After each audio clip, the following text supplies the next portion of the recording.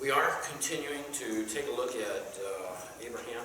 Start to say Moses, I don't know why.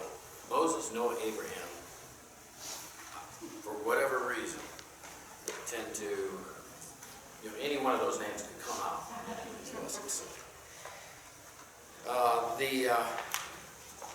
The title, as Brother Dan said, is the Son of Promise is Born. Our text is 3 chapters, 21, 22, 23. Brother Robinson in the quarterly identifies the key verses, Genesis 22:12. And he said, "Lay not thine hand upon the lad, neither do thou anything unto him, for now I know that thou fearest God, seeing thou hast not withheld thy son, thine only son, from me." The application: the student will determine to trust God during the most difficult and trying days of his life. We've had several lessons so far, Abraham. In fact, the whole quarter up to this point, going into next week, again, is Abraham, although next week it'll be centered on Isaac, finding a way for Isaac. But we spent a lot of time in looking at Abraham, and in fact, nearly as much time, again, and I mentioned it before, as all of the pre-flood and post-flood up to Abraham, in the amount of scripture that's given about it. Why do you think that is?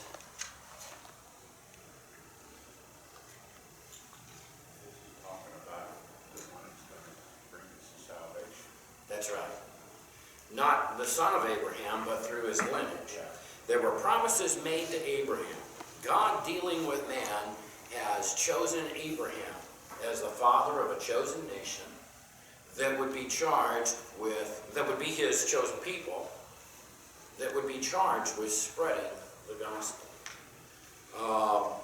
Now, that extends into the New Testament. We find that this chosen nation of Abraham, we think of it in terms of the flesh, Isaac, and his children in the flesh. But we find as we go further on that it really is more than that. It's those that place their faith and trust in Jesus Christ. If we get a chance, we'll take a look at that. I determined this morning's lesson sort of needs a disciplined approach to studying it, but that would be a total deviation from what I normally do, so I wouldn't count on a disciplined approach. We'll just pick it up and run with it. What else? What has been promised to Abraham? He was told in Ur of the Chaldee to do what?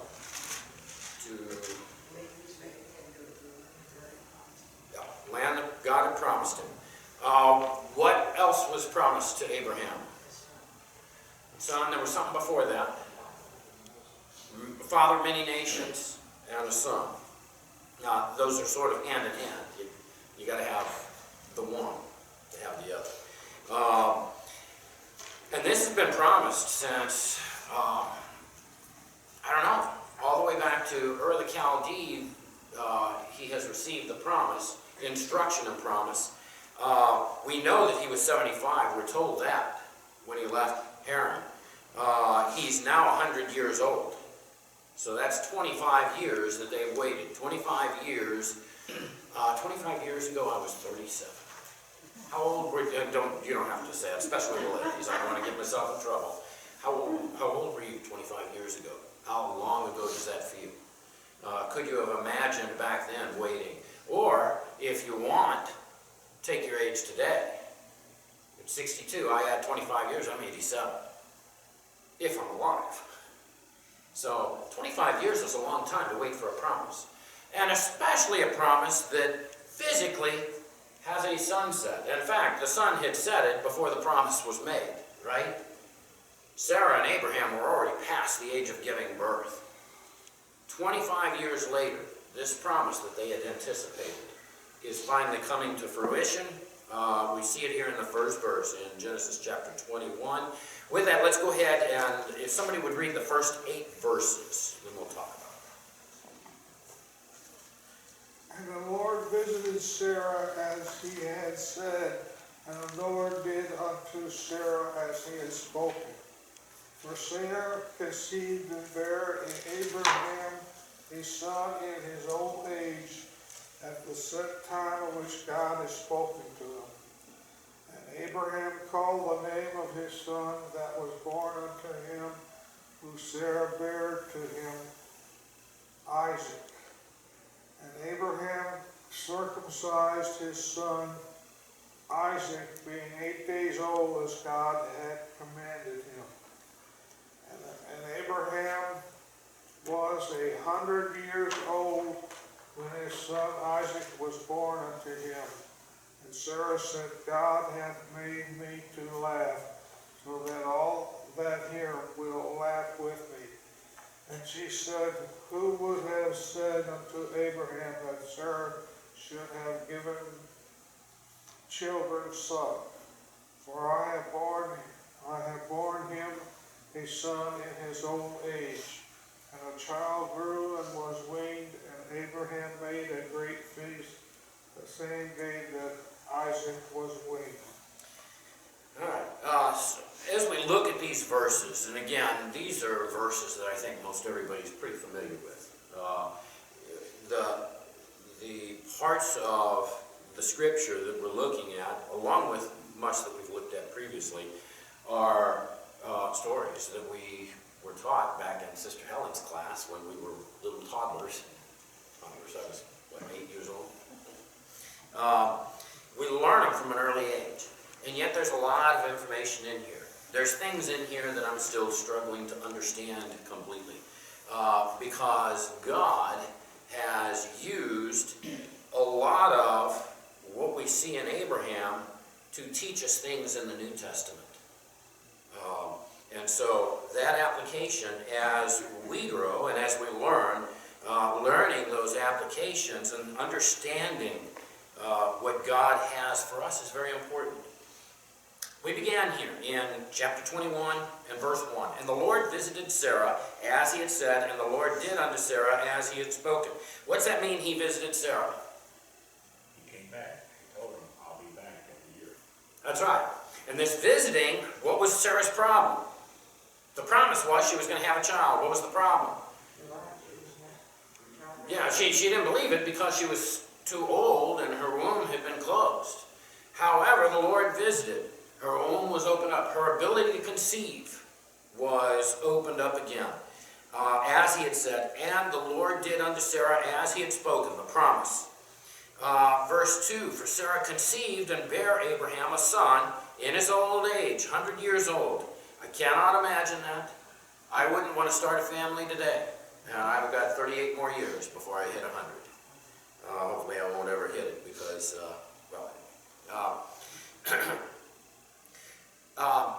Sarah conceived, bears Abraham a son in his old age. At what time? The last part of that verse. Which means what? In God's time. What was Sarah and Abraham's problem up to this point? They helped God. Yeah. Did they believe God would deliver on his promise? Yeah. Now, they didn't necessarily believe the means or understand the means. And they sort of thought they needed to help God. Does that not sound like you and I? Do we sometimes feel like we got to help God?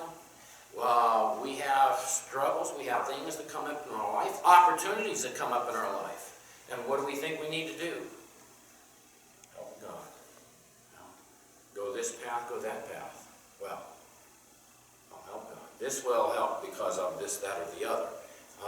Sometimes we make judgments based on our own thought processes and our own wisdom. In reality, we need to wait on God and allow him, and that's not setting down and doing nothing, but we need to wait on God and his time. Things will occur within his time if we'll follow his will. At that set time, which God had spoken to him, and it was unknown to Abraham and Sarah. Verse 3, and Abraham called the name of his son that was born unto him, whom Sarah bare to him, Isaac. What does Isaac mean, the name? Laughter. Laughter. Why Why was Isaac named Laughter? Sarah laughed when she heard it. And He also brought great joy to it. that's right. So there's sort of a double connotation there, and we'll see as we get further, well, verse 6. And Sarah said, God hath made me to laugh, so that all that hear will laugh with me. That laugh is a laugh of happiness. The prior laugh was a laugh of, oh really? I'm going to give birth to a child? You know, that disbelief that I would be that vessel. But we see Isaac named Laughter, Sarah laughed in not believing, and then we see verse 6, we'll get there and talk about it a little bit more, talking about the laughter of joy. Verse 4, and Abraham circumcised his son Isaac, being 8 days old, as God had commanded him. Now, that command goes back to, I believe it's chapter 17, verse 9. And God said unto Abraham, Thou shalt keep my covenant, therefore thou and thy seed after thee in thy generations. This is my covenant which ye shall keep between me and you, and thy seed after thee. Every man child among you shall be circumcised. And ye shall circumcise the flesh of your foreskin, and it shall be a token of the covenant between me and you. And he that is 8 days old shall be circumcised among you, every man child in your generations. He that is born in the house, or bought with money, or any stranger which is not of thy seed, he that is born in thy house, and he that is bought with thy money, must needs be circumcised. And my covenant shall be in your flesh for an everlasting covenant. And the uncircumcised man-child, whose flesh of his foreskin is not circumcised, that soul shall be cut off from his people. He hath broken my covenant. We'll stop there. So, what is this circumcision about? We sort of shortchanged it a little bit when we were going through that section. We were running out of time. But what's this circumcision about? What did it do? It was a sign of the covenant. Sign of the covenant. Was it for salvation? No. It was an outward sign of that covenant. Something that showed as a follower. It was not salvation. What's the New Testament equivalent to circumcision? Baptism. Baptism. Again, circumcision is a work of the flesh. Baptism is a work of the flesh. It's important. And in fact, how important was circumcision? They didn't have it, they were cast out. That's right, verse 14, and the uncircumcised man-child, whose flesh of his foreskin is not circumcised, that soul shall be cut off from his people. He hath broken my covenant. Had nothing to do with salvation, but it was part of that inheritance. It was an indication that they were not a follower of. Same thing with baptism. Baptism is important. Is there a cutting off if you lack baptism? Not part of the church. You're not a part of the church. Jesus Christ established his church, and there is no other plan. So, if you're saved, what is the plan that is laid out before you? You would be baptized, and you would become a member of the church. You're cut off from the church, along with the capacity of the Holy Spirit in and through his New Testament church. And you see that in the Great Commission that's given.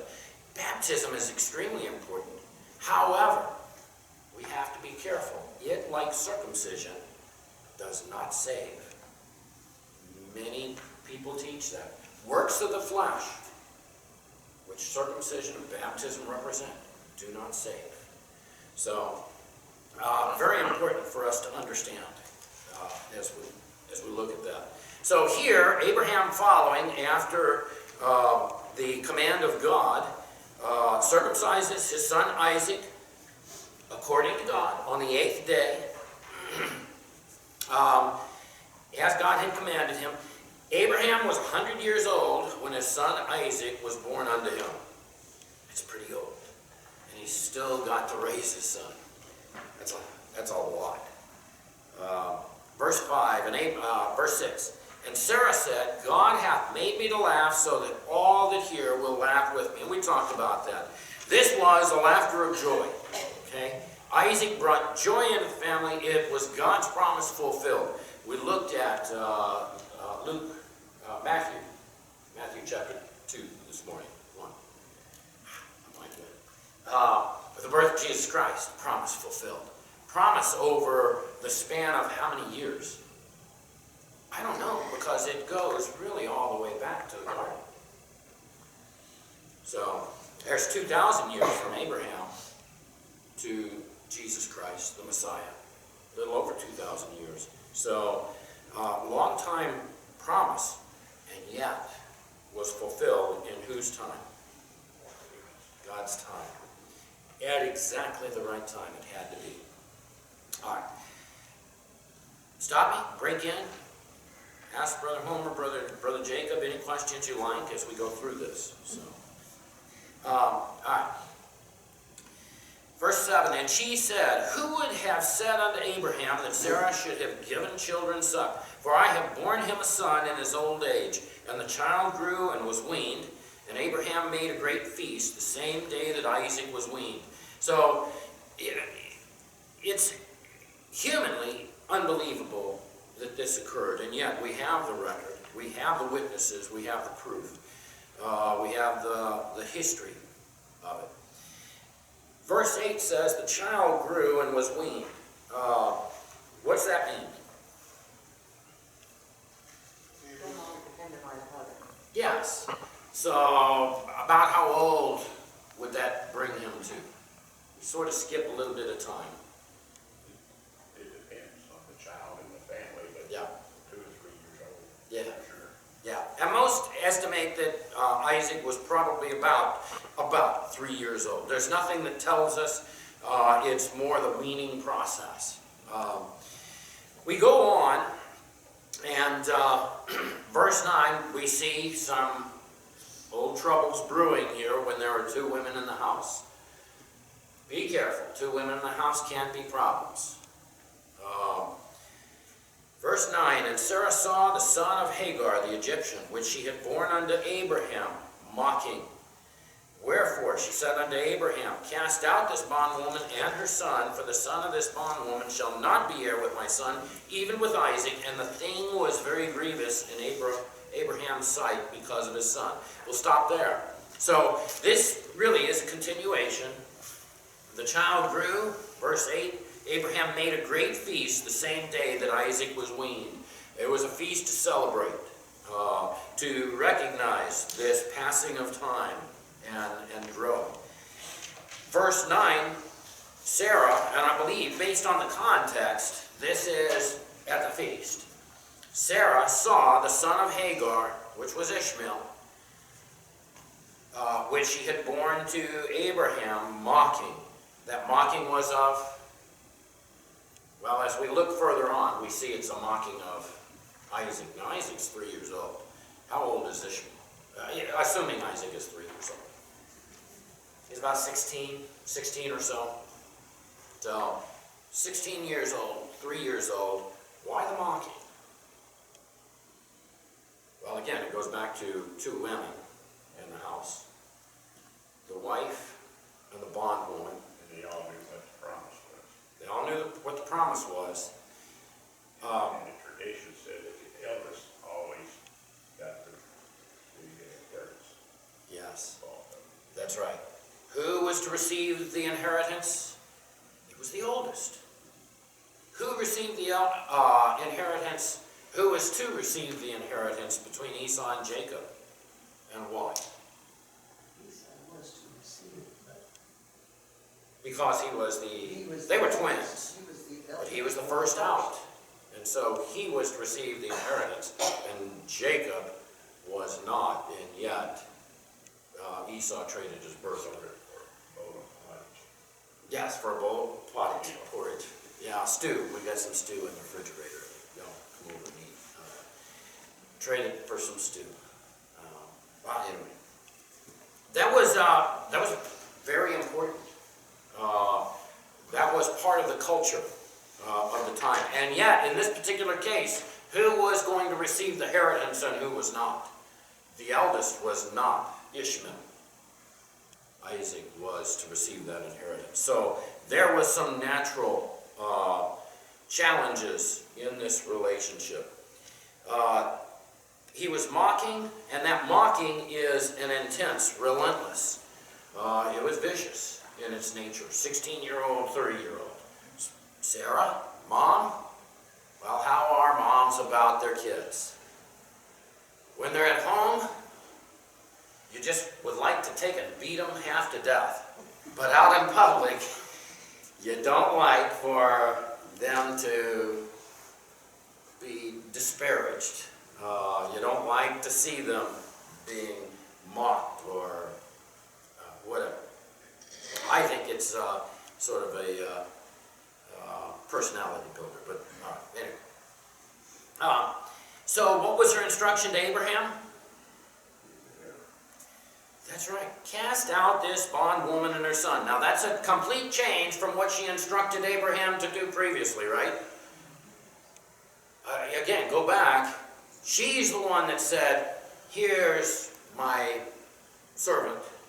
Take her and conceive a child.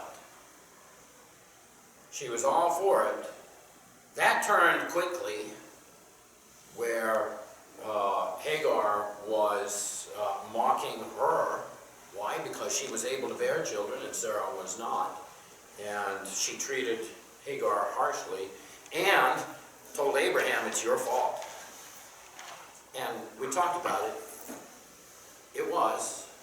Abraham should have gently said, no, it's not right. He did not. God's plan was never for man to have but one wife in the garden, Adam and Eve. She says, cast out this bondwoman and her son. For the son, this bondwoman, shall not be heir with my son, even with Isaac. Well, that was unfair, right?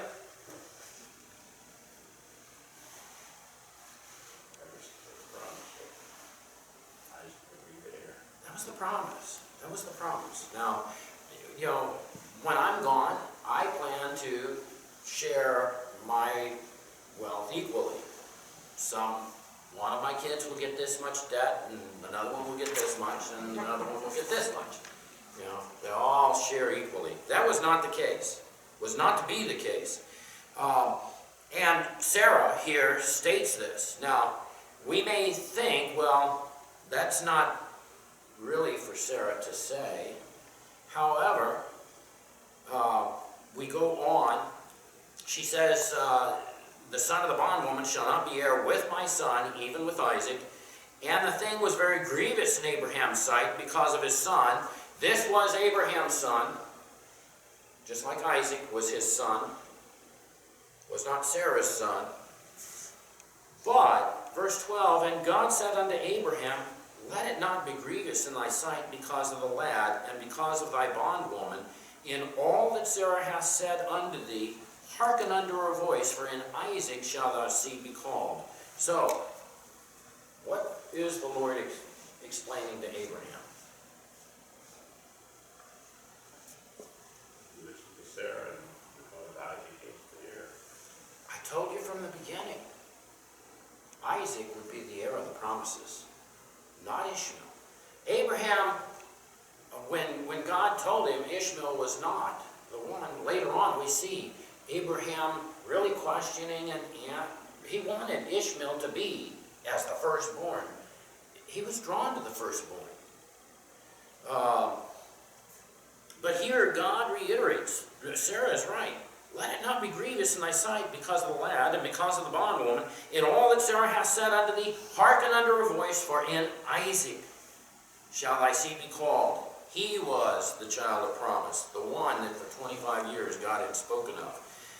Verse 13, and also of the son of the bondwoman will I make a nation because he is thy seed. What's God saying here to Abraham about Ishmael?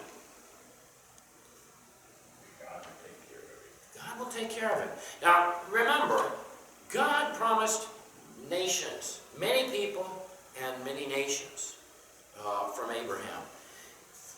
There is a nation that comes through the seed of Abraham, Isaac, Jacob, called Israel. But many nations, really, all but Israel is outside of that promise. That promise of a special seed. So we see in verse 13 the promise. And Abraham rose up early, verse 14, in the morning, and took bread and a bottle of water, and gave it unto Hagar, putting it on her shoulder and the child, and sent her away. And she departed and wandered in the wilderness of Beersheba. Now, Hagar was what nationality? Egyptian. Beersheba, wandering in the wilderness of Beersheba, where was she headed? Back home to Egypt. And we saw that previously. She was headed to the land of Shur and was stopped and brought back. But here, God tells Abraham, send her away. And so he prepares and gives her water and bread, and they go on their way. Verse 14, he rose up early in the morning, took bread and bottle of water, and gave it unto Hagar, putting it on her shoulder and the child, and sent her away. And keep in mind, the child here is really talking about a young teen, young man, and sent her away, and she departed and wandered in the wilderness of Beersheba. And the water was spent in the bottle, and she cast or laid the child under one of the shrubs. Verse 16, don't think that she was carrying a baby. She wasn't. And she went, verse 16, and sat her over against him a good way off, as it were a bow shot. In other words, if you were shooting a bow and arrow, then it would be about that distance. For she said, let me not see the death of the child. And she sat over against him and lifted up her voice and wept. And clearly, I think you can understand what she's thinking. She's been cast out, her child's been cast out, and they were left out in the wilderness to die, in the deserts. Verse 17, and God heard the voice of the lad, and the angel of God called to Hagar out of heaven, and said unto her, what aileth thee, Hagar? Fear not, for God hath heard the voice of the lad where he is. Now, who is this? God heard the voice, and the angel of God called to Hagar. Any idea who this is? Could be Jesus, it could be Gabriel, it could be Michael. Yeah, I think there's a clue. Yeah, I think there's a clue as we read further. Verse 18, this voice says, arise, lift up the lad, and hold him in thy hand, for I will make him a great nation. Who's that I? Who's going to make him a great nation? God. You know, I think this was Jehovah speaking to Hagar here, as opposed to an angel. I will make him a great nation. And God opened her eyes, and she saw a well of water, and she went and filled the bottle with water, and gave the lad drink. Where was this water when she first sat down?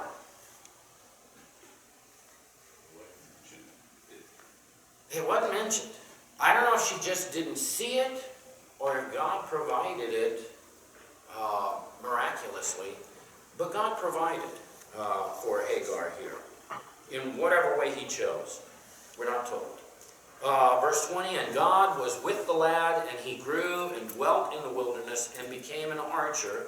And he dwelt in the wilderness of Paran, and his mother took him a wife out of the land of Egypt. So, she goes back to Egypt. There, at some point in time, she chooses him a wife. That was the way they did it in those days. I wasn't in favor of that when I was looking, but having kids of my own, I'm very much on board with it. I think, anyway.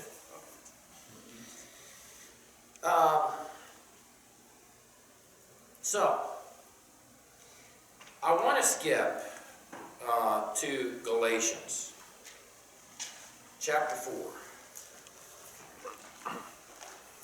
And I don't want to spend a ton of time on this, but Paul, by the inspiration of God, speaks to these things that have occurred in trying to deal with the Judaizers of the day. Those that came wanting to require circumcision for salvation. Paul is very clear that salvation is by grace, through faith, not of works, not by circumcision, not of the flesh. For us today, it's not by baptism, it's not by good deeds. Those are all things of the law. And that's what he wants to compare here in Galatians chapter 4. This is the allegory of Hagar and Sarah. Verse 21, tell me, ye that desire to be under the law, do ye not hear the law? Now you ask a question. Those that want to be under the law, do you not hear the law? Now what does it mean to be under the law?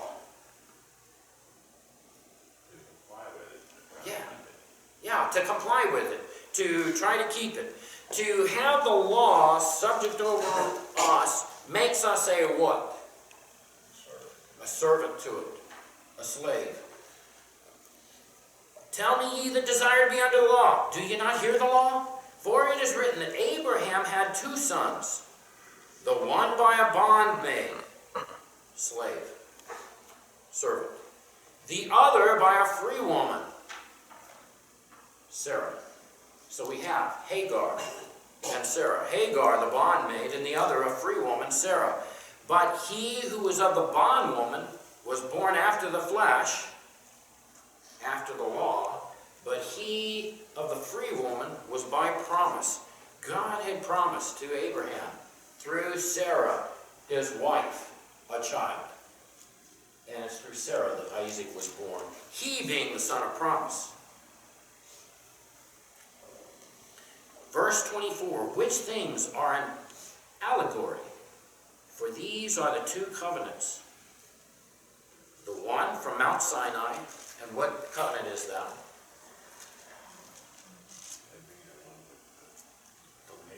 Yeah, the law. The law was received on Mount Sinai by Moses and was applied to Israel. For their salvation? No. No. It was there to show them that they could not meet the requirements of the law. It was onerous on them. It dictated their movements, their walk. It was the application of the law, the application of works.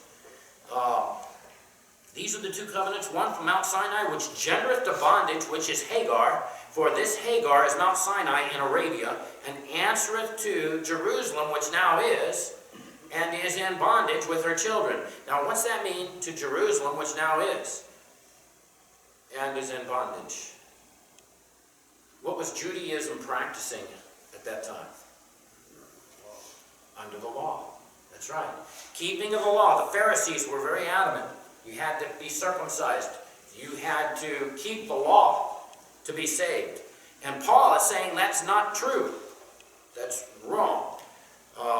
They were children of bondage to the law. But Jerusalem, which is above, is free, which is the mother of us all, representing Sarah. For it is written, rejoice, thou barren that bearest not, break forth and cry, thou that travailest not, for the desolate hath many more children than she which hath a husband. So, we go back, Hagar had Ishmael, and from him were many tribes, many peoples, many nations. Sarah was barren until she had Isaac. And yet when we look at and we compare, when we look at Judaism of the time versus Christianity, Jesus Christ came and established his church. The new covenant. We see that Christianity has many more followers than Judaism has had down through the years. Now we, brethren, as Isaac was, are the children of promise. But as then he that was born after the flesh persecuted him that was born after the Spirit, even so it is now. So Paul uses the lesson here of Hagar and Sarah, Isaac and Ishmael, to teach us some things in the New Testament about grace and the law. That grace far exceeds the law. The law is bondage, grace being freedom. Any questions or comments before we move on? All right. The next section of the chapter is really a covenant. We find Abimelech, who was the Philistines, comes to Abraham, asked him to swear that he will not deal falsely. Abraham will not deal falsely with him. And Abraham promises to do so, but in that conversation he also brings up that Abimelech's servants had stolen a well that Abraham had dug. Abimelech says, didn't know. Nobody told me. So Abraham gives him 7 sheep in purchasing back that well from Abimelech. That occurs there at Beersheba, and the term Beersheba actually means well of the sevenfold oath, to commemorate what had transpired there. So we'll go on and move to chapter 22. Again, anybody that has any questions or wants to throw anything in, please feel free to. Chapter 22, we've seen many different events that have occurred. Promises given to Abraham and Sarah. And a lot of this, we see Abraham's faith continuing to grow. We really see the evidence of Abraham's faith as we get into chapter 22. Chapter 22 and verse 1, it says, "And it came to pass after these things that God did tempt Abraham, and said unto him, Abraham, and he said, Behold, here I am. And he said, Take now thy son, thine only son, Isaac, whom thou lovest, and get thee into the land of Moriah, and offer him there for a burnt offering upon one of the mountains, which I will tell thee of. And Abraham rose up early in the morning, and sat on his ass, and took 2 of his young men with him, and Isaac his son, and clave the wood for the burnt offering, and rose up, and went unto the place of which God had told him. Then on the 3rd day Abraham lifted up his eyes, and saw the place afar off." We'll pause. Time has passed. A lot of scholars believe that by this time Isaac is probably a young teen, maybe as old as 16. We're not told again. But certainly he's big enough, strong enough to. Brother Robinson says 20 years. Oh, does he? Okay. Some of the others said 16, so yeah, I could be. Yeah, That's my quarter. yeah. No, and some. So again, not a little bitty child, but a young man. And keep in mind, whatever age that was, if he was 16, then Abraham's 116. If he's 20, 21, Abraham's 120, 121. So we're talking about a young man that's beginning to feel his oats, and a man who's in the latter part of his years. So, what does God ask him to do? Take his son into the land of Moriah. Now he's Beersheba. The distance is about 50 miles. Moriah, and in fact the mount that he takes him to very likely is the mount in Jerusalem where the temple was built. That's about 50 miles, would be about 3 days' journey, which is what we're given. Abraham rose up early in the morning. He took with him 2 young men and Isaac his son. He gathered the wood for the burnt offering, rose up and went unto the place God had told him. On the 3rd day Abraham lifted his eyes and saw the place afar off. Verse 5, and Abraham said unto his young men, abide ye here with the ass, and I and the lad will go yonder and worship, and come again to you. And keep that in mind. He says here, I and the lad will go yonder and worship, and come again unto you. That's important here. There's an indication that Abraham has a faith here that surpasses the faith of most people. Verse 6, and Abraham took the wood of the burnt offering and laid it upon Isaac his son, and he took the fire in his hand and a knife, and they went both of them together. And Isaac spake unto Abraham his father, and said, my father.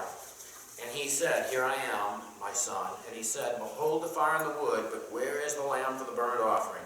And Abraham said, my son, God will provide himself a lamb for a burnt offering. So they went both of them together. And they came to the place which God had told him of. And Abraham built an altar there, and laid the wood in order, and bound Isaac his son, and laid him on the altar upon the wood. Abraham stretched forth his hand, and took the knife to slay his son. And the angel of the Lord called unto him out of heaven, and said, Abraham, Abraham. And he said, here am I. And he said, lay not thine hand upon the lad, neither do thou anything unto him, for now I know that thou fearest God, seeing thou hast not withheld thy son, thine only son, from me. And Abraham lifted his eyes and looked, and behold, behind him a ram caught in the thicket by his horns. And Abraham went and took the ram and offered him up for a burnt offering in the stead of his son. And Abraham called the name of the place Jehovah Jireh, as it is said to this day, in the mount of the Lord it shall be seen. So again, lesson that's taught from a very early age. And it's important here, Abraham knew what was going on.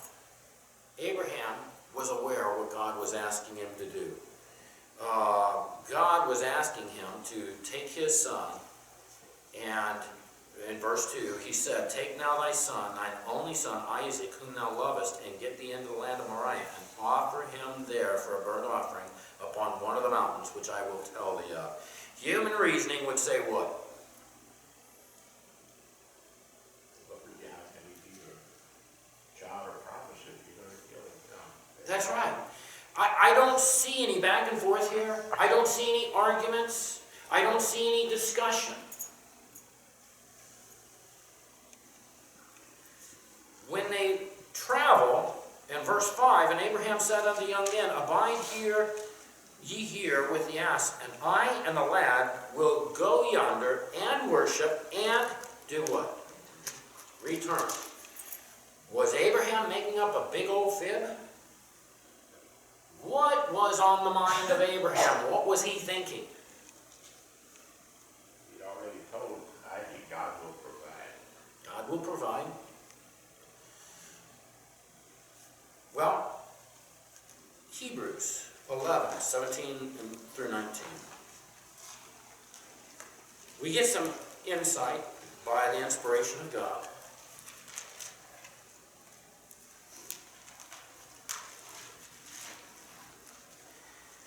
Verse 17, by faith, Abraham. Now, again, here in Hebrews chapter 11, which is the faith chapter, goes through a lot of different patriarchs, Old Testament, and saints of the New Testament, and talks about their faith. There's quite a bit of scripture here that speaks to Abraham and Sarah and their faith. 17, by faith Abraham, when he was tried, and what does that mean, tried? Well, that's the same word, it's the same meaning of the word that in chapter 22 of Genesis, verse 1, tempt, test, to prove. By faith Abraham, when he was tried, offered up sacrifice offered up Isaac, and he that had received the promises offered up his only begotten son. He was the son of promise. He's the one that 25 years he and Sarah had been promised a son given. And through him all these blessings would flow. And not just to him, but to the whole world.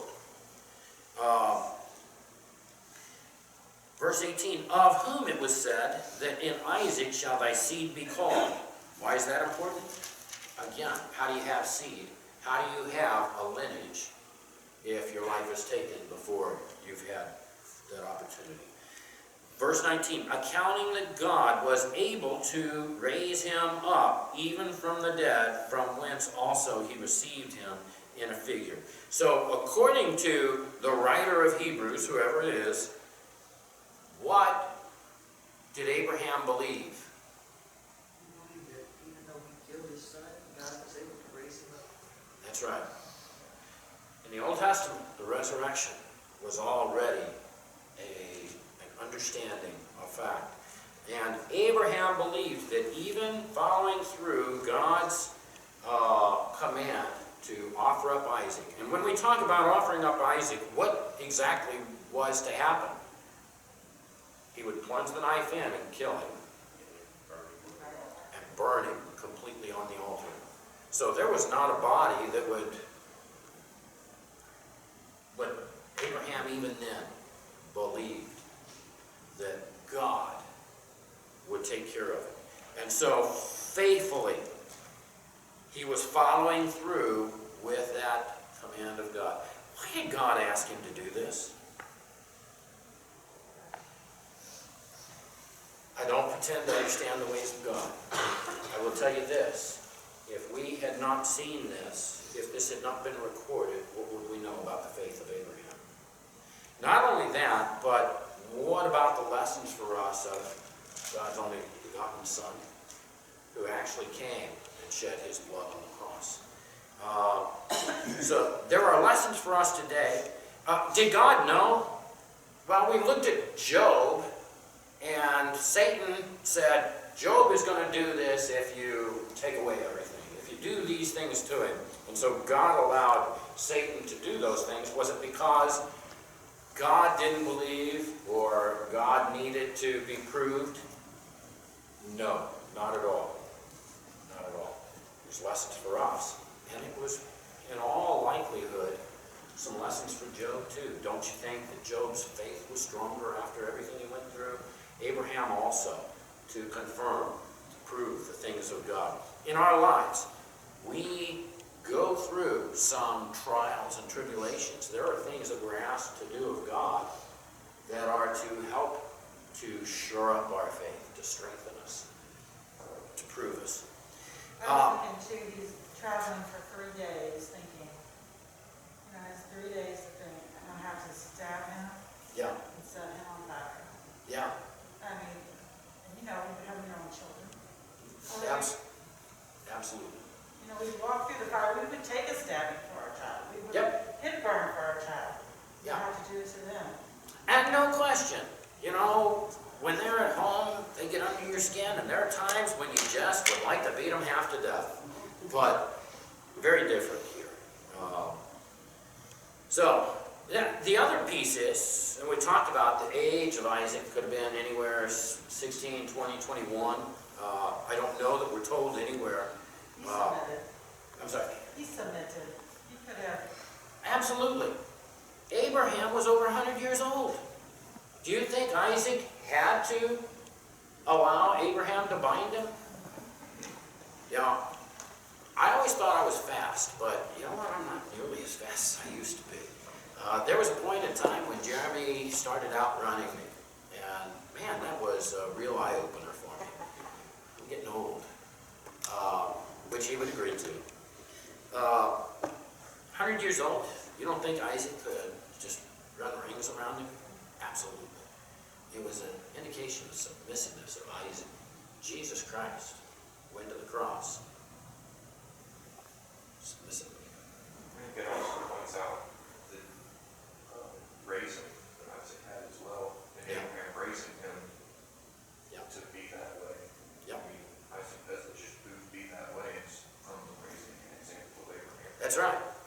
example of Abraham, respect for Abraham, and faith. I mean, we don't really talk about Isaac's faith, but his faith that what Abraham was about to do was the right thing to do. All right. Verse 14, and Abraham called the name of the place Jehovah-Jireh. As it is said to this day, in the mount of the Lord it shall be seen. Or another interpretation would be, God will provide. From there, verse 15, and the angel of the Lord called unto Abraham out of the heaven the second time, and said, By myself have I sworn, saith the Lord, for because thou hast done this thing, and hast not withheld thy son, thine own son, that in blessing I will bless thee, and in multiplying I will multiply thy seed as the stars of the heaven, and as the sand which is upon the seashore, and thy seed shall possess the gate of his enemies. And in thy seed shall all the nations of the earth be blessed, because thou hast obeyed my voice. So Abraham returned unto his young men, and they rose up and went together to Beersheba, and Abraham dwelt in Beersheba. Verse 20 through the rest of the chapter really is going back and updating us on his brother, Nahor. Gives the children of Nahor, just call out verse 23, and Bethuel begat Rebekah. Who is Rebekah, and why do we care? That became Isaac's wife. Rebekah was Isaac's wife. Chapter 23. Here is the only time that the scriptures record the death and burial of the wife. Beginning in verse 1, and Sarah was 107 and 20 years old. These were the years of the life of Sarah. And she died in Kirjath Arba, the same as Hebron, in the land of Canaan. Hebron happened to be where, when the children of Israel went back into Israel, they first established for the tabernacle to stand. And Abraham came to mourn for Sarah and to weep for her. Yeah, I think that there was very much a love relationship between Abraham and Sarah. They had gone through an awful lot. He came to mourn. Verse 3, Abraham stood up from before his dead and spake unto the sons of Heth, saying, and from there what we see is Abraham asked for a place to bury Sarah. That place is offered to him free. They said select from wherever. That's an indication of what? Respect for Abraham. He had been in the land for about 62 years at this time, and the people had grown to respect Abraham. Why do you think they respected him? Because he was righteous, self-righteous. Yeah, and I think you can point it all completely to God, his God. As you go through here, you'll see that they recognize the God of Abraham as special. And that is through the life that Abraham lived over the course of those 62 years. Now, so he asked for a place to bury Sarah. They offer him any location that he wants freely. He says, I will pay for it. He identifies a cave, Macpelah. It's actually there. He is, as opposed to giving it, he asked to pay for it outright, which they agree to do reluctantly. And he buys that small piece of property. There we find that Sarah and eventually Abraham, Isaac, Rebekah, Leah, and Jacob were all buried. Rachel was not buried there. There are some other things that have to do with the Hittite history and law regarding the purchase of land there. A few other things related to the tiling that they referred to Abraham. Evidently he had been given an official honorary title by the people there, but we don't